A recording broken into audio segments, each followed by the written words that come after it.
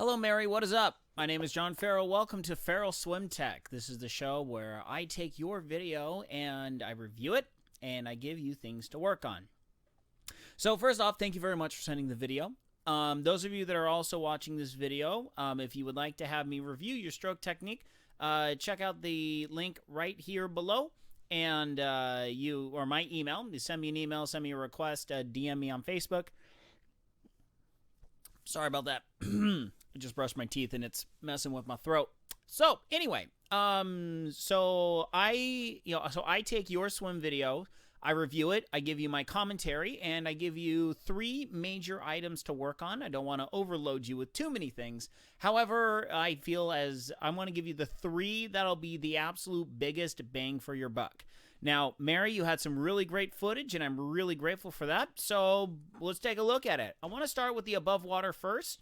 We're going to do a little bit of a lightning round kind of a thing where I look at it, I review it, and see what, my initial thoughts are. I mean, I've previewed this, but pretty much give you a play-by-play of what I'm seeing, and then we'll drive down to a couple different things. So here we go. Here's video number 1. So the first thing that I'm seeing right off the bat is you are cross-body recovering. When you finish your stroke, your hands go past the center line of your body. If you can kind of notice, you kind of have this little wiggling with your body. That is because of the cross-body recovery. It actually wrenches your spine out of alignment. This is a huge power loss, not a massive power loss, but it's a good-sized power loss, and it's also a quality of life kind of a thing. Another thing that I'm seeing is I'm seeing a lot of pausing here, like, and pause. You pause sporadically while you are finishing your stroke and getting into your recovery. There you go, right there. There's one. There's another one. It's usually with your left arm. You kind of try and do a finish, then a recovery. So we're going to talk about how to smooth that out. The next thing that I see is your legs, your feet hardly break the surface. I can tell you're definitely front, you're back heavy in the water. Your upper body is well out of the water, but yet your lower body is not. If you're doing it right, your bum should be literally right at the surface of the water. It should be exposed almost the entire time while you're swimming. You can see it a lot better in the underwater shots. You have a little bit of body alignment issues. This mainly is, you'll see in the underwaters, it's mainly your knees that are driving the issue and your back posture. The other thing is your pull pattern looks pretty good, but I feel as though the combination of the asynchronous movement, in other words, your sporadic pausings of your stroke, as well as your overreaching with the finish of the stroke. Also, we need to talk a little bit about the recovery style, because your elbow, your hand is coming up and your hand shoots forward. We'll talk about that. I just went over this on the recovery. If you really want the big deep dive, go into my last episode on Team Zoot on Facebook. I deep dive into that one. Okay, so that's enough for the above water. So let's snag an underwater. I will admit these underwater ones were a little tough to watch. It takes a lot of practice to be able to film well underwater. Also, if you have someone film again, it's recommended they wear fins. Fins make underwater filming a heck of a lot easier. So you have a decent pull with the left. Your right seems to do the half moon pull. Your left is hooking and actually catching that water decently well. Your right arm though is going just about straight down. There you go. There you'll see in this one. He gets your buddy gets your knees a lot better in this one. So right here you can see the knees are coming. Come on, a little bit. There you go. Knees are coming down.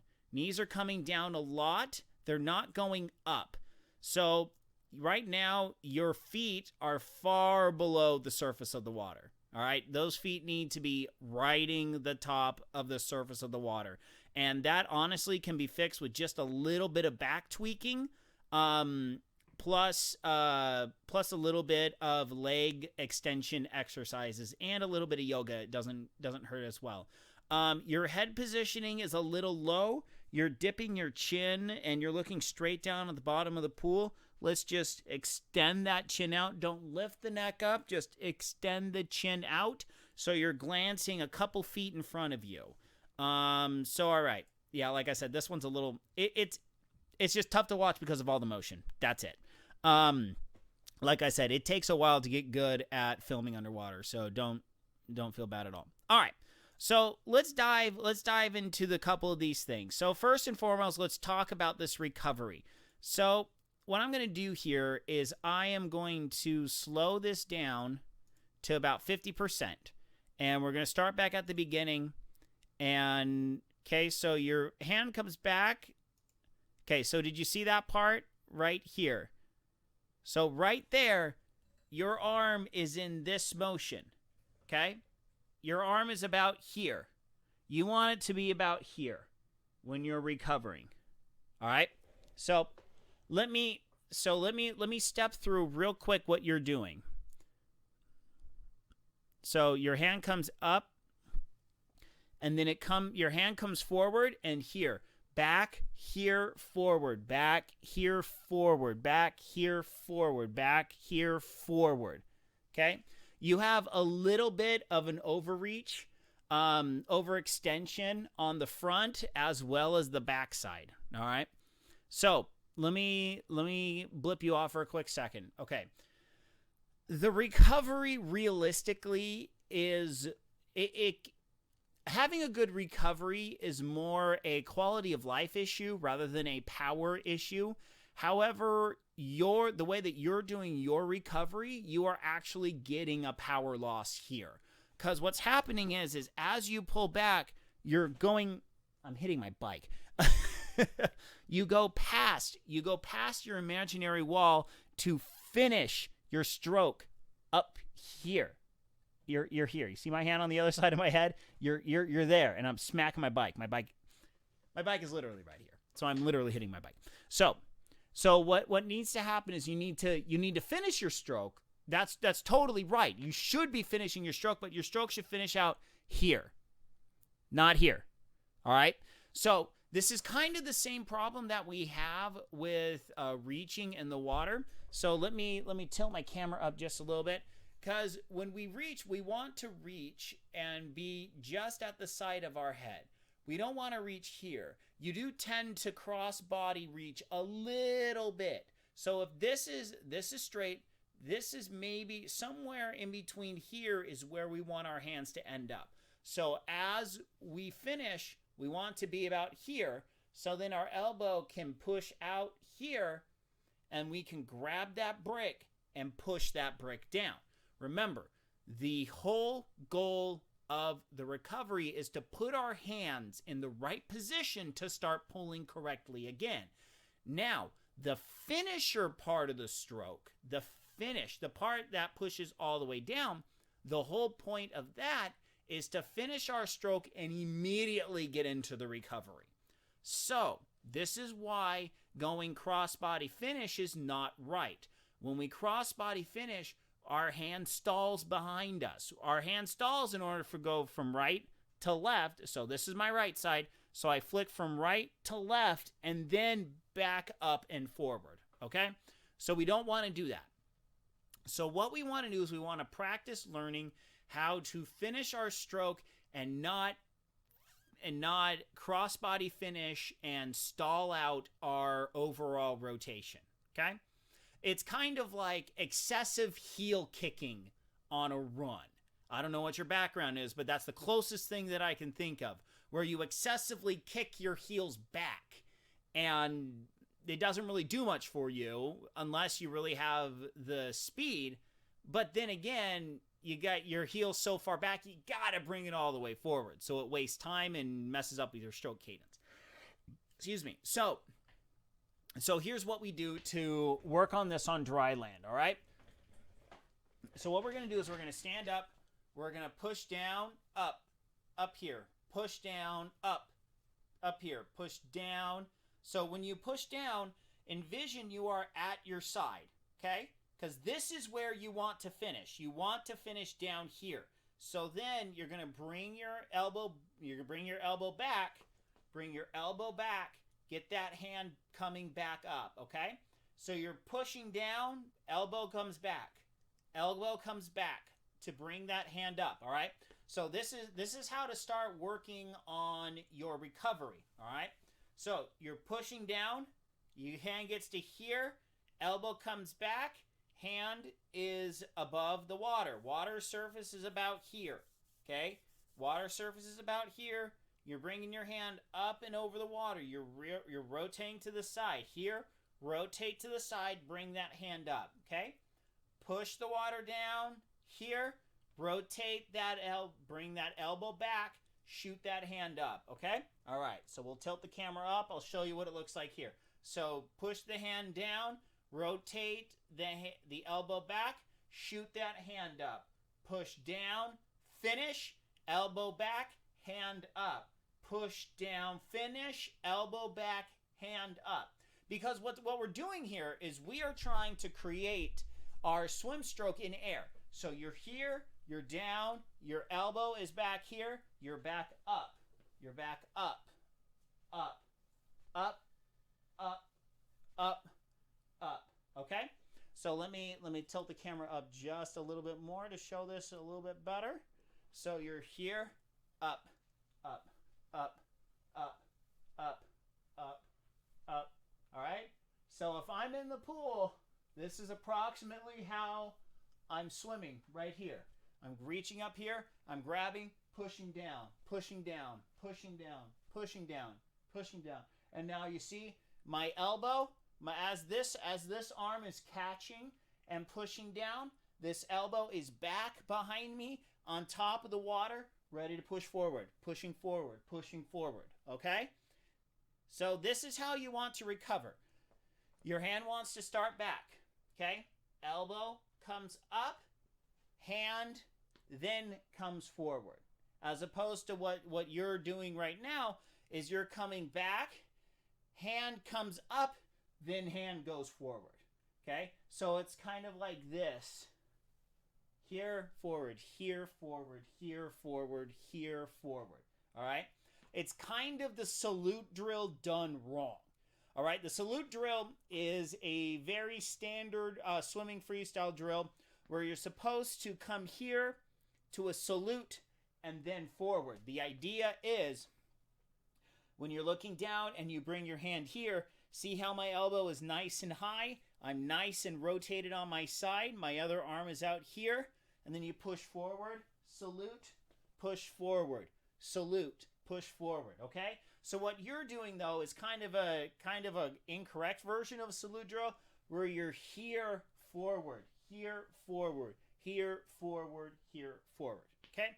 So the way to practice the recovery, hand at your side. Here, let's bring the camera back down one more time. Let's go over this, okay? Hand at your side, all right? Here, let me shoot. There you go. Okay. Hand at your side. Elbow comes back, hand comes up. Okay? Push down, hand at your side. Elbow comes back, hand comes up. Here, side. Elbow up, here, push down. Elbow up, push down. Elbow up, push down, elbow up, push down. Okay, let's tilt the camera up. Push down, elbow up, push down, elbow up. All right, same thing with the other hand. Push down, elbow up, push down, elbow up, push down, elbow up. All right, don't let that hand get above that elbow. Don't let that hand get above that elbow. Have that elbow come back first. This elbow, in other words, this elbow comes up. But if you're standing up and the water line is right here, your elbow will come straight back and then your hand will come up. So if you're at a bent over position, make sure I'm talking in the microphone here. When you're here, you're going to be back here, all right? And then elbow comes up, hand comes forward, all right?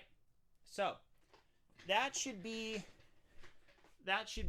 the way that you work on those two things. Okay, so the two things that we're going to work on with this is, number one, we're going to eliminate the cross-body stroke finishing. So that way we are not flipping our hands, crossing our body center line on the recovery. I mean, at the beginning of the recovery, the finishing of the stroke portion. And then we're reaching forward, not letting that hand cross the front of our body either. All right? So we're doing two things. And also the third thing is, don't stop your arms. You should almost never be stopping your arms. If you're going to stop your arms will stop a little bit after the recovery.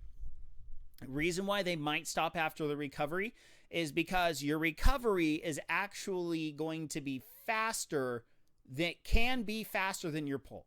Your pull phase of your stroke, you're pushing through water, it's got more resistance than air. So, in theory, our recovery, which is going through air, is going to be faster than pushing through water. Now, granted, those of us that have been swimming for a long time, we learn to be able to synchronize both motions, so we're getting more power out of our stroke, and then we're synchronizing it so our arm above water isn't, so much faster, our hand is stopping out in front. All right? So those are the main things with that. So I think next, because your stroke rate's pretty good, your pull path is pretty good, I would say before we start working on the pull path, let's fix the, you probably are going to want to work on fixing the over rotation, plus the recovery issues. I would work on those two first, because your pull underwater seems to be good enough, to get you where you want to go. I don't want to throw too many things at you with the pull at one time. But just the one thing to look at is your left hand. Your left hand has a good pull path. Your right arm is almost straight.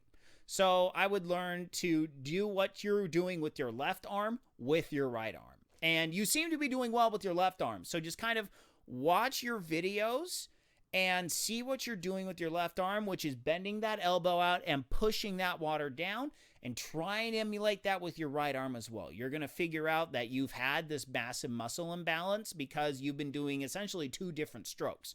Your left arm stroke recruits different muscles than your right arm does pulling with a straight arm. So that seems to be okay with me. But the final thing, the third major item that I would want, so the first two have to do with your recovery. Overreaching and making your recovery better. So number 3 is going to be your body positioning, and it's mainly going to have to do with your legs. Because like I said in this one, what's happening is you are drawing your knees down towards the bottom of the pool. You see this bend in your right here. So you see this bend in your leg, okay? You have this bend in your leg here. Your legs are trending downward, all right? Your legs are trending downward because of this, because of your thighs. Your thighs are trending downward, and your legs are simply following it. So when you kick, you are starting at a lower position with your knees. So then any kick you do, you're not kicking upward. So you are only kicking downward and then coming into this lower neutral position. All right, so now there's a couple reasons why this may be happening. I don't know which one it is. So I'm going to throw these out there as ideas. Number 1, tight hip flexors. Hip flexors are the front parts of your hips. If they're too tight, they're going to pull your legs forward. They're going to pull your legs down towards the bottom of the pool underwater. So number 1, I seriously would recommend this to any triathlete. Do 2 30-minute sessions of yoga per week. Just do 2. Now, you can look on YouTube. If you have a club that's got a yoga class, you can do that. I wouldn't recommend advanced yoga, especially if you really haven't done it before in your life. But doing yoga and getting that flexibility, I guarantee you will do wonders. Just one word of caution. Beware, if you go longer than 30 minutes, beware of your morning workout the next day. Take it a little bit easier than you think you would need to. I mean, this comes from personal experience. This is my personal story. I did last year. I did an hour of I did a pretty aggressive hour of yoga. I've done yoga off and on, pretty much yoga / Pilates. I've been doing them since I was a teenager. So doing yoga is not that big of a deal for me. It's just I haven't done it for a while, so I decided to do an hour long YouTube one. And I went sprinting the next day and I completely pulled. I was doing track sprints and I completely pulled my quad. Totally pulled it. I was sidelined for like 3-4 days until it healed. It was not fun. So just word to the wise, just your next morning workout, just take it a little bit easier, make it your recovery run, plan it into it for the first couple of sessions until your body adapts and gets used to it. So definitely yoga will help your legs in this situation, hands down. Next would be doing some Pilates as well, mostly kind of full body work.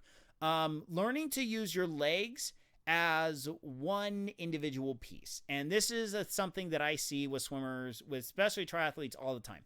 It's my theory that runners and cyclists bend their knees when they kick because they think you bend your knees in order to create power in both running and cycling. If you try and do it in swimming, you're completely breaking the stiffness of your leg and you lose all your power.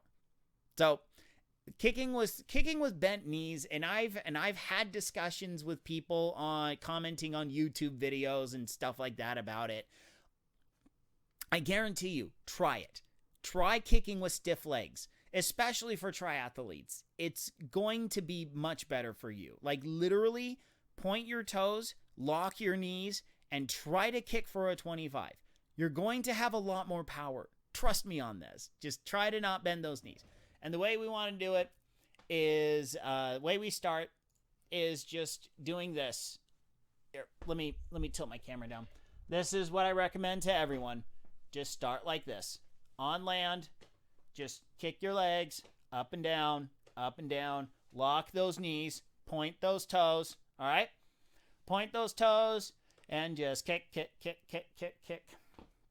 Do it sitting on the ground, do it in a chair, do it on your bed, do whatever, wherever the heck you want. And then roll onto your stomach. And then do the same thing. Just do it on the ground, get a stomach, get a yoga mat, just lift your arms. If you lift your arms up, use your lower back and your glutes to help lift those legs off the floor. This will really help. This will really help with your leg positioning and will help with your overall body positioning. So now one more thing that I wanted to point out. Let me see here. There. All right. So you see the body positioning right here. So your lower back is a little bit forward, but your spine is tucked down, okay? Your spine is tucked down, so tucked down here, so you're actually lifting with your lower back. You're lifting with your lower back to get your upper body more towards the surface. So what you want to do is you actually want to round out that lower back. Allow that lower back to kind of relax. Don't let it be tight. Don't let it be tight by moving your shoulders backwards. Allow those shoulders to round forward and let that lower back round forward just a little bit. So then you eliminate this curve in your lower back. This is what you want to try to eliminate. So what you want to do is just kind of play with your lower back while you're sitting.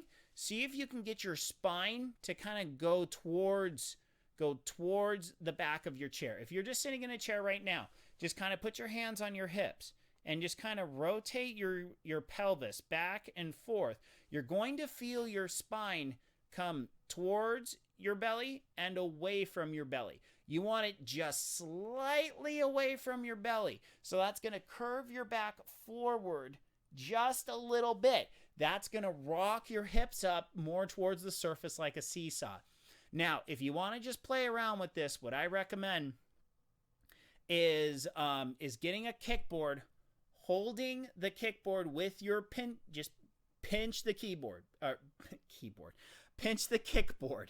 No, don't kick with the keyboard. It ain't gonna work. Trust me. Not that I've tried.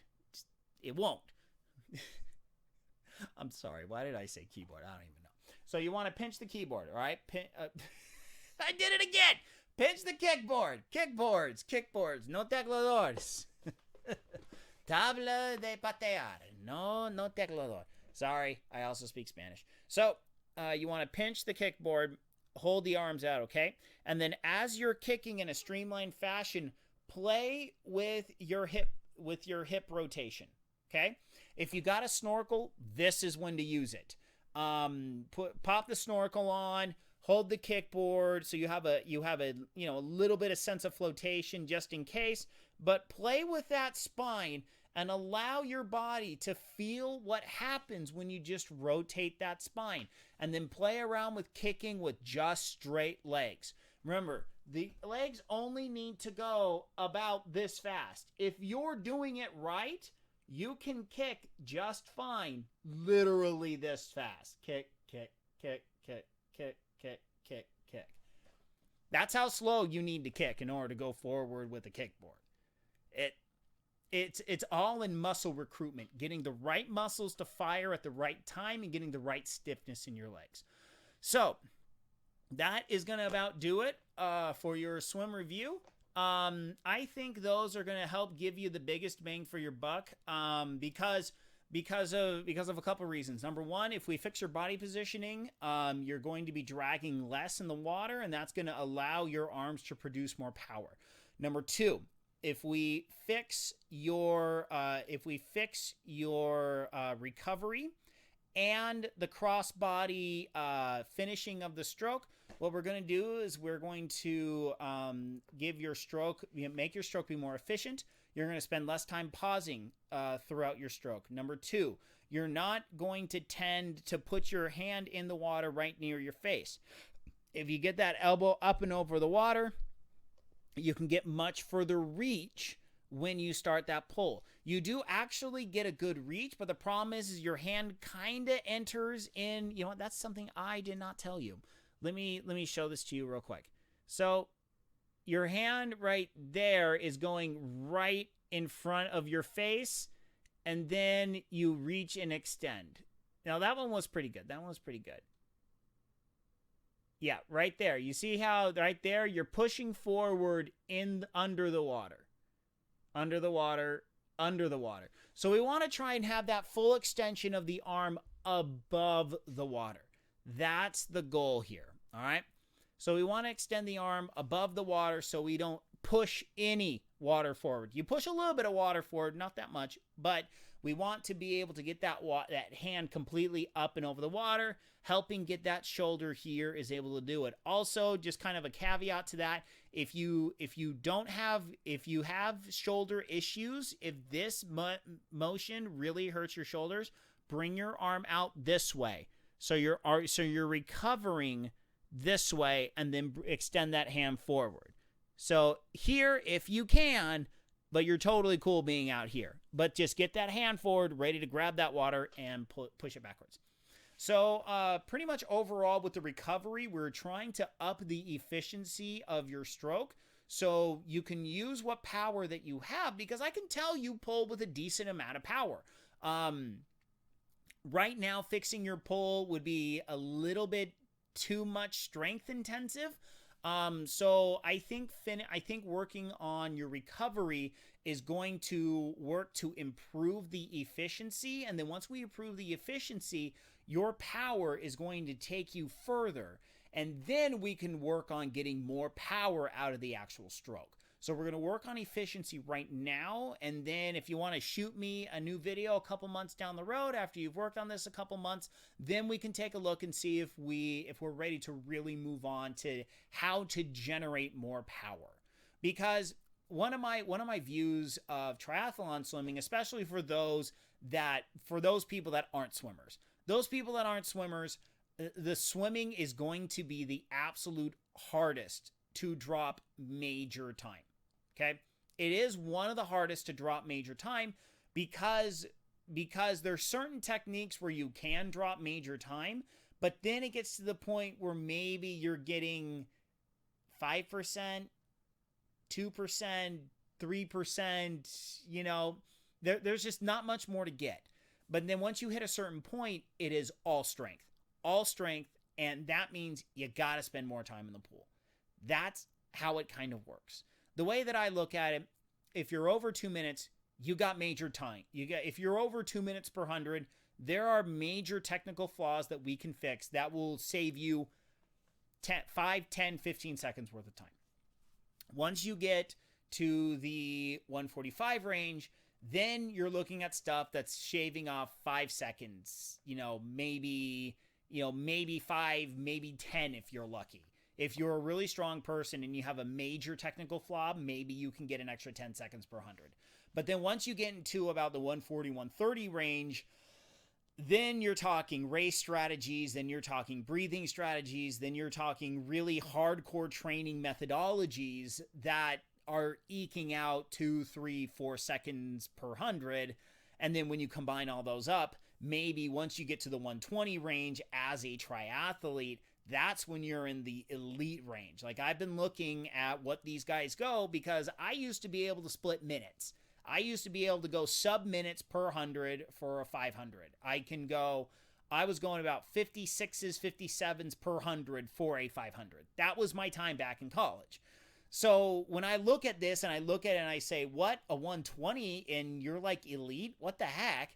But then you realize you got the bike and the run after that. So like for me personally, I just need to go hit the pool more. If I go hit the pool more, I could probably drop another 5, maybe 10 seconds per 100. I realistically could. If I hit the pool every day, I could do that. But I don't have that time. So I deal with my 125 and I call it a day.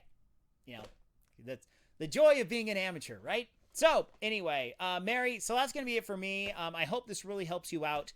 Remember, if you have any questions whatsoever, shoot me an email. You got my email right here. Also, you obviously know how to reach me on Facebook. DM me on Facebook. For those of you that are not members of Team Zoot, I do live streams. I shoot to do them every week. I haven't been very consistent lately because I have 3 young children and I kind of do this for free. So it's kind of hard to fit it in my schedule. I'll be brutally honest. So anyway, so to finish off this video, this will be the last thing that I will talk about donations. So, I do this as a free service for Team Zoot. But if you have the opportunity and the available funds, I would love to have a donation, along with this video. I will be sending a Venmo link. So if you like what you see, I would love for you to donate to the cause. Pretty much, this helps me with my own triathlon efforts and buys milkshakes for the kids. I mean, Del Taco, they raise their rates. They raise their rates like 25 cents. My kids are going to kill me. They're killing me with milkshakes, man. Okay, I'm kidding. But they've seriously upped their prices. So any donations would be fantastic. Now, if we could only lobby them to get the freaking queso blanco out of their snack quesadillas, then we would be gold. So, all right, Mary, once again, oh, by the way, I forgot to say, if you cannot donate, totally cool, no questions asked, I don't care. Just shoot me a DM and let me know what you thought. Let me know if something didn't make sense, something you liked, something that was easy to understand. Any and all comments on this video, I would greatly appreciate it. I am trying to kind of get this service off the ground, so I can do this a little more as a part-time gig. So any constructive criticisms will be great. Please don't talk about my set. I do realize that, yeah, this is kind of my garage. So, so anyway, once again, thank you all so much for tuning in. I hope you enjoyed this review. And until later, my friends, good night, as Norris, wherever you are. I'm out of here. Goodbye, everyone. Goodbye.